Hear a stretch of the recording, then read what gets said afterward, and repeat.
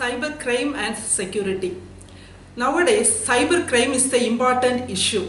So we should know what are all the attacks available in the cybercrime and what are all the security threats available we should know. So what is cyber security?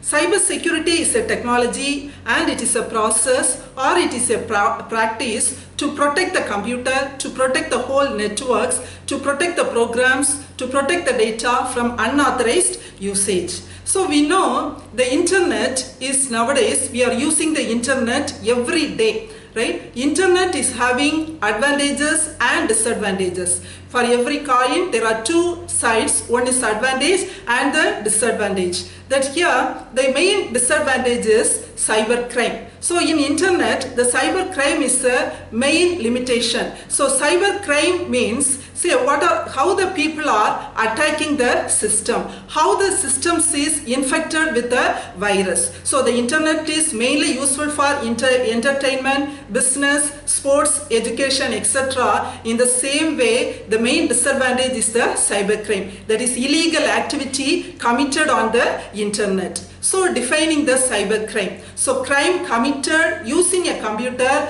and the internet to steal data or the information through the illegal inputs or the malicious programs. Cybercrime is also called as computer crime. Now, here we can see the example. It is a Facebook. Nowadays people are using the Facebook, the children are using the Facebook, and see here, but it is looks like a original page, but it is not the legitimate page. It is the phishing page. What is phishing page? That is, looks and like is same. The look and feel is same, right? So here email, user ID is there, that is your email, then the password is there, then the login data is there. We will give the login and the hackers will hack all the information, right? But here you should note down that the web page is different, the web address is different, right? So we have to give the personal information in the legitimate site only.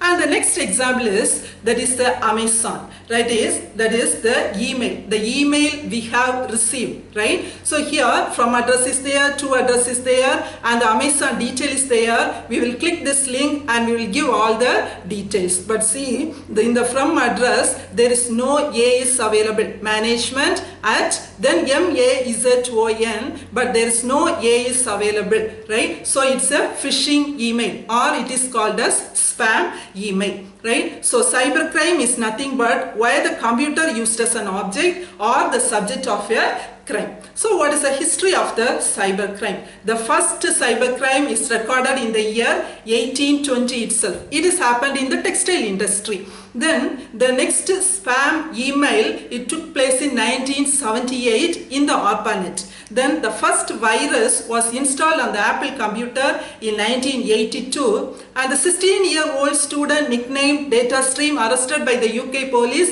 in 1994. This is the history of the cybercrime. So now we have to see what are all the things we should not post on the Facebook. What are all the things you should not share on your Facebook? The children should know that clearly, right? You should not share your home address. You should not share your travel plan, where you are going, where you are starting, etc. Then you should not leak your phone number. Then you should not say about your vacation slot, right? That's a very important thing. Then you should not leak about your young girls' details. That is your risky photographs. Then the next one is the layout of your house. The layout of your house is very important. Nowadays people will build a new house and taking the photographs of each and every place of that house and posting it in the Facebook. Now you can see in the page, there is the photographs. This is I have taken from the Facebook. Each and every place they have taken and posted it, but it is the way for the thieves to steal our things. So you should not give the layout of your house. Then you should not change your status every time. Then you should not click the pop-ups. So you have to ignore pop-ups. And the next is, so the categorization of the cyber crime. So computer as a target, the computer as a weapon. The computer is the useful one as well as it is the weapon for the cyber crime. Then what are all the cyber crimes available, okay, what are all the types available, what are all the attacks available, or what are all the cyber security threats available. The first one is hacking, and the next one is the denial of service attack, then virus dissemination, computer vandalism, cyber terrorism, software piracy, and Trojan horses. So we will see one by one what is hacking, right? Hacking means unauthorized intrusion into a computer, right? So the person who is hacking the detail is called as hacker. Mainly they will hack our password. Password hacking or password cracking is the important one.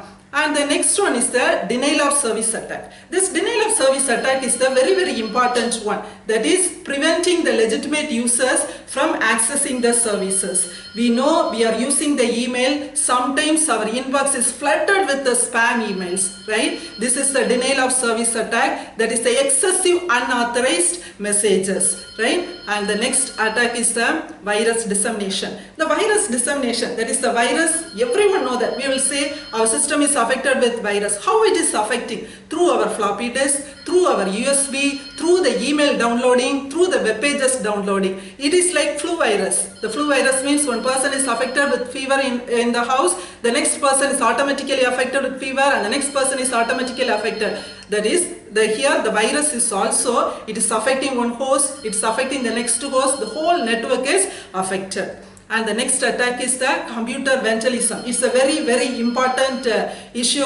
That is, it is damaging or destroying the data rather than stealing the data. That is, through the virus, transmitting the virus, it will affect the whole services. And the next one is the cyber terrorism. Cyber terrorism is a very important one. It is an internet-based attacks. That is, the terrorists are using 512-bit encryption. We know what is encryption and what is decryption. The encryption means the whole plain text is converted into ciphertext. How we are converting? Through the encryption algorithms. In the encryption algorithms, we are using the key size. In the same way, in the decryption algorithm also. So the ciphertext is converted into plain text through the decryption algorithm. Here we are using the public key as well as the private key. Public key is shared by everyone, but the private key is the secret one for the sender and the receiver. 128-bit key available, 256-bit key available, and the 512-bit key available. So the terrorists are using 512-bit key encryption. It's very impossible to decrypt the message.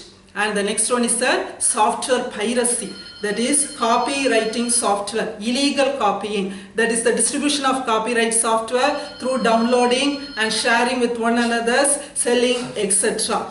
Then the next attack is the Trojan horses. Trojan horse is an email virus that is the important threat in the computers. It can duplicate themselves, steal the information, and harm the computer system. Right? So these are all the attacks available. We have seen what are all the list of attacks available: hacking, Trojan horses, computer vandalism, software piracy, etc. We have seen how to prevent that. The first one is the how to prevent hacking. So here we cannot prevent the hack in 100%. That's very sure, but we can control the hacking. Some security features, with the strong passwords, with the firewalls, we can avoid hacking.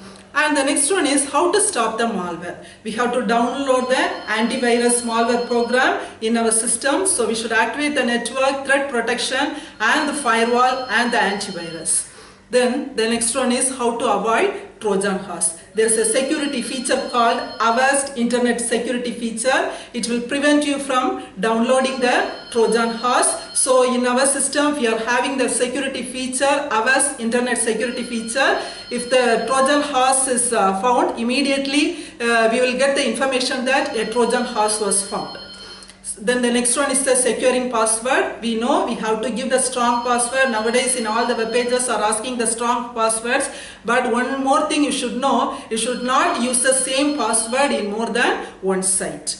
So this cyber security is everyone's responsibility. We should take the pledge. The individual cannot stop the cyber attacks. So cyber security is everyone's responsibility. Hope you understand what is cyber crime and what is cyber security.